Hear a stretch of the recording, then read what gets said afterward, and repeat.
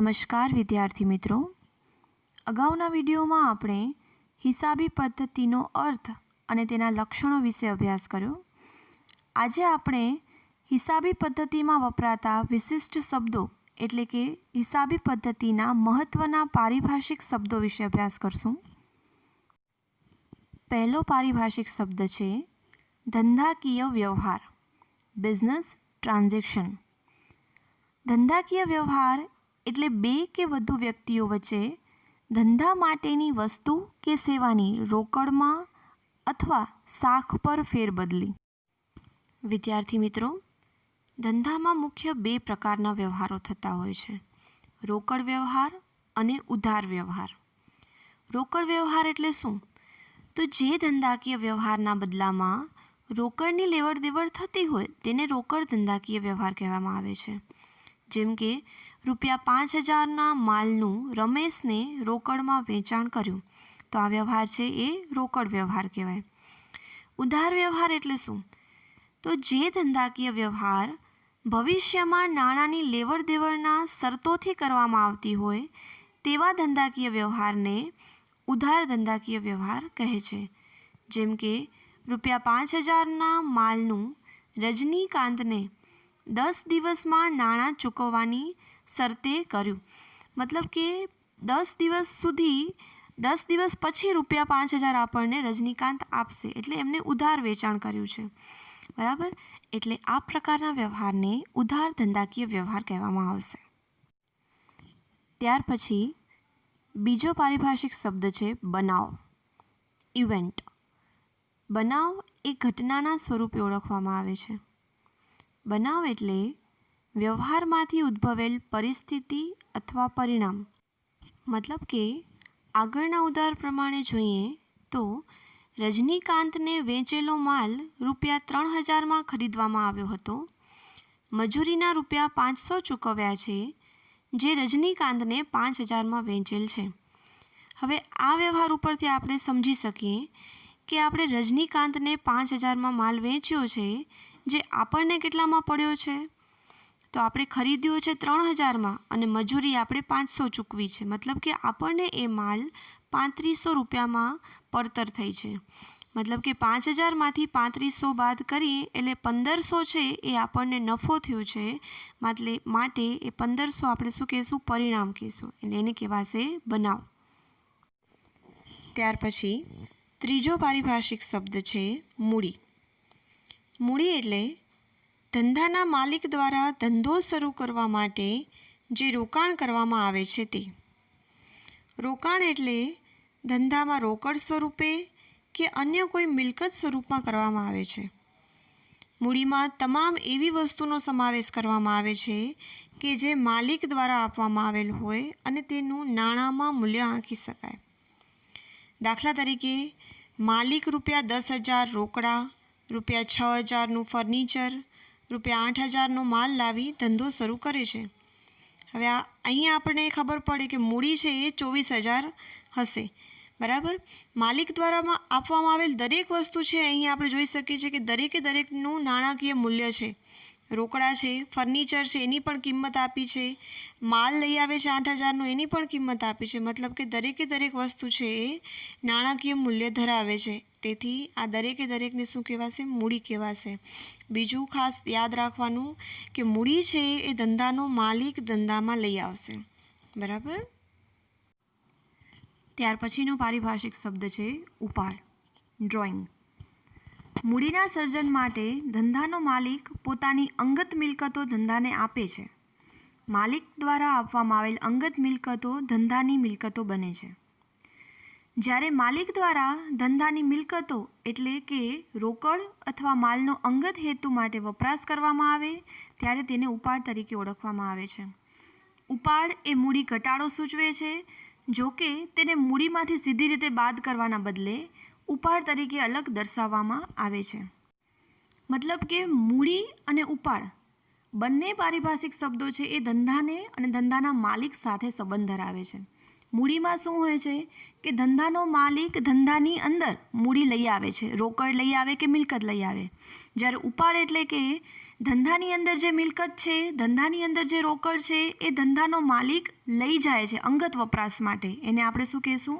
ઉપાડ કહેશું. બરાબર? એટલે મૂડીનું સર્જન ક્યારે થશે અને ઉપાડનું સર્જન ક્યારે થશે? જ્યારે માલિક ધંધામાંથી રકમ લઈ જાય છે અંગત વપરાશ માટે, તો એને ઉપાડનું સર્જન કહેશું. અને મૂડીનું સર્જન ક્યારે થશે? જ્યારે ધંધાનો માલિક પોતાની અંગત મિલકતો રોકડ ધંધાની અંદર લઈ આવે છે, ત્યારે મૂડીનું સર્જન થશે. ત્યાર પછીનો પારિભાષિક શબ્દ છે જવાબદારી, લાયબિલિટી. ધંધા દ્વારા ઉધાર ખરીદેલ માલ, મિલકત કે સેવા અંગેની ચૂકવવા પાત્ર રકમ અથવા ઉછીના લીધેલા નાણાં પરત કરવા પાત્ર રકમને જવાબદારી કહેવામાં આવે છે. ધંધો છે એ ક્યારે પણ કોઈ પણ માલ કે મિલકત કોઈ લેણદાર પાસેથી, કોઈ સપ્લાયર પાસેથી ઉધાર લે છે. બરાબર? ટેમ્પરરી ઉધાર લે છે, પરંતુ એને ભવિષ્યમાં એ નાણાં ચૂકવવા પડે છે, તો એ ચૂકવવાની એની જવાબદારી બને છે. એટલે આ રકમ ધંધાએ ભવિષ્યમાં ચૂકવવાની હોય છે. જ્યાં સુધી આ રકમ ધંધા દ્વારા ચૂકવવામાં ન આવે ત્યાં સુધી તે ધંધાની જવાબદારી એટલે કે દેવું ગણવામાં આવે છે. જવાબદારીનું વર્ગીકરણ અહીં તમે સ્ક્રીન ઉપર જોઈ શકો છો. જવાબદારીને મુખ્ય બે પ્રકારમાં વર્ગીકૃત કર્યા છે: સંબંધના આધારે અને સમયના આધારે. સંબંધના આધારે આંતરિક જવાબદારી અને બાહ્ય જવાબદારી હોય છે. આંતરિક જવાબદારીમાં સમયના આધારે ચાલુ જવાબદારી અને બિનચાલુ જવાબદારી, અને બાહ્ય જવાબદારી હશે એ પણ ચાલુ જવાબદારી અને બિનચાલુ જવાબદારી હશે, જે આપણે વિસ્તૃતમાં આગળના પારિભાષિક શબ્દોમાં ભણશું. ત્યાર પછીનો પારિભાષિક શબ્દ આંતરિક જવાબદારી અને બાહ્ય જવાબદારી, internal liabilities and external liabilities. હિસાબી પદ્ધતિમાં ધંધો અને માલિક એક અલગ વ્યક્તિ તરીકે ઓળખવામાં આવે છે. ધંધાના માલિક દ્વારા જ્યારે ધંધાને મૂડી પૂરી પાડવામાં આવે છે, ત્યારે તે ધંધાની આંતરિક જવાબદારી બને છે. આ ધંધાની માલિક પ્રત્યેની જવાબદારી છે. ટૂંકમાં ધંધાએ માલિકને ચૂકવવાની રકમ એ ધંધાની આંતરિક જવાબદારી કહેવામાં આવશે. ધંધાના માલિકે ₹1 લાખની મૂડી પૂરી પાડેલ છે, તો આ જે મૂડી પૂરી પાડેલ છે 1 લાખ એ ધંધાની આંતરિક જવાબદારી છે. બરાબર? મતલબ કે ધંધો અને માલિક એ બંને ભલે અલગ વ્યક્તિ છે, પણ ધંધાનો જે કંઈ પણ માલિક સાથે સંબંધ હશે એ એની આંતરિક જવાબદારી કહેવાશે. ધંધા દ્વારા ત્રાહિત પક્ષકાર પાસેથી ઉધાર ખરીદેલ માલ, મિલકત, સેવા અંગેની જે ચૂકવવા પાત્ર રકમ હશે, ઉછીના નાણાં હશે અને જે ધંધાને ચૂકવવાના થતા હશે તેને કહેવાશે બાહ્ય જવાબદારી. ધારો કે ભાવનાબેન પાસેથી ₹50,000 3 વર્ષમાં પરત કરવાની શરતે લીધા. ₹2,000ની રમણ પાસેથી ઉધાર માલની ખરીદી કરી, તો એ રમણભાઈ છે એ રમણભાઈ કોઈ ધંધાનો માલિક નથી, એ કોઈ ત્રીજો પક્ષ છે. બરાબર? ત્રીજો વ્યક્તિ છે, એટલે એની પાસેથી જે રૂપિયા લીધા છે અને ચૂકવવાના થશે તો એ ધંધાની બાહ્ય જવાબદારી કહેવાશે. અહીં આપણે સ્ક્રીન ઉપર તમે જોઈ શકો છો, સંબંધના આધારે ધંધાની જવાબદારી કઈ? આંતરિક જવાબદારી એટલે કે માલિક પ્રત્યેની જે ધંધાની જવાબદારી છે એ, અને બાહ્ય જવાબદારી એટલે કે ત્રાહિત પક્ષકાર પ્રત્યે જે ધંધાની જવાબદારી છે એ. બરાબર? ત્યાર પછીનો પારિભાષિક શબ્દ ચાલુ જવાબદારી અને બિનચાલુ જવાબદારી, current liabilities and non current liabilities. અગાઉ જોયો એ પ્રમાણે કે આંતરિક અને બાહ્ય જવાબદારી ધંધાના અન્ય વ્યક્તિના સંબંધ સાથે નક્કી થતું હતું, જ્યારે ચાલુ અને બિનચાલુ જવાબદારી છે એ સમયના આધારે નક્કી થાય છે. કેવી રીતે? તો જે જવાબદારી ધંધાએ 1 વર્ષમાં ચૂકવવાની હોય, ફરીથી બોલું છું, જે જવાબદારી ધંધાએ 1 વર્ષમાં ચૂકવવાની હોય તેને ચાલુ જવાબદારી કહેવામાં આવે છે. ચાલુ જવાબદારીને ટૂંકા ગાળાની જવાબદારી તરીકે પણ ઓળખવામાં આવે છે. ટૂંકા ગાળાની જવાબદારીમાં સામાન્ય રીતે ઉધાર ખરીદેલ માલ, ચૂકવવાના બાકી ખર્ચા વગેરેનો સમાવેશ થાય છે. જેમ કે રમણ પાસેથી ઉધાર ખરીદેલ માલ, ભાડું ચૂકવવાનું બાકી, ફર્નિચરની ઉધાર ખરીદી, તો આ બધી હશે ટૂંકા ગાળાની. શેના માટે? કેમ કે એનો ટાઈમ પીરિયડ હશે એ લેસ ધેન 1 યર, 1 વર્ષ કે એનાથી ઓછું હશે. બરાબર? બિનચાલુ જવાબદારી એટલે શું? તો બિનચાલુ જવાબદારી ધંધાએ 1 કરતાં વધુ વર્ષ બાદ ચૂકવવાની હોય. બરાબર? બિનચાલુ જવાબદારીને લાંબા ગાળાની જવાબદારી તરીકે પણ ઓળખવામાં આવે છે.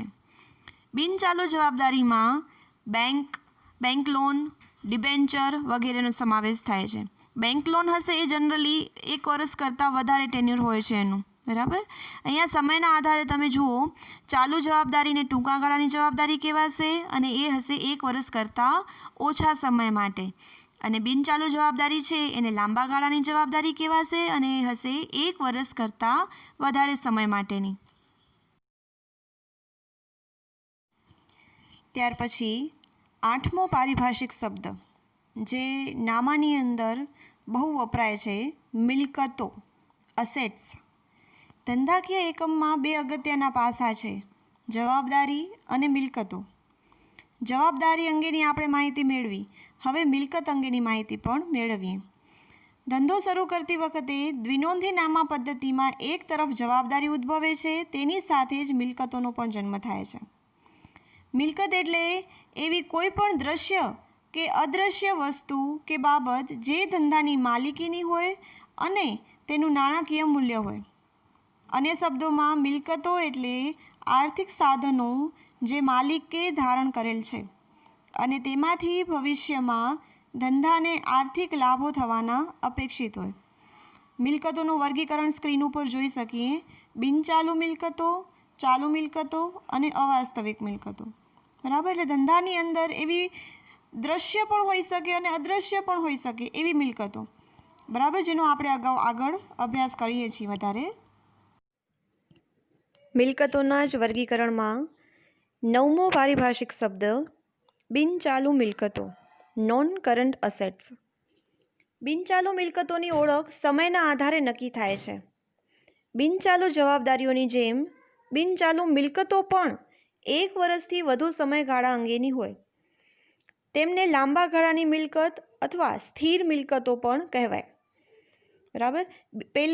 પહેલાંના સિલેબસમાં બિનચાલુ મિલકતોને કાયમી મિલકતો એવી રીતે ઓળખવામાં આવતું હતું, જેમ કે જમીન, મકાન, પ્લાન્ટ, યંત્રો, ફર્નિચર, આ બધી છે એ પણ મિલકતો છે, દ્રશ્ય મિલકતો કહેવાશે, જેને આપણે જોઈ શકીએ છીએ.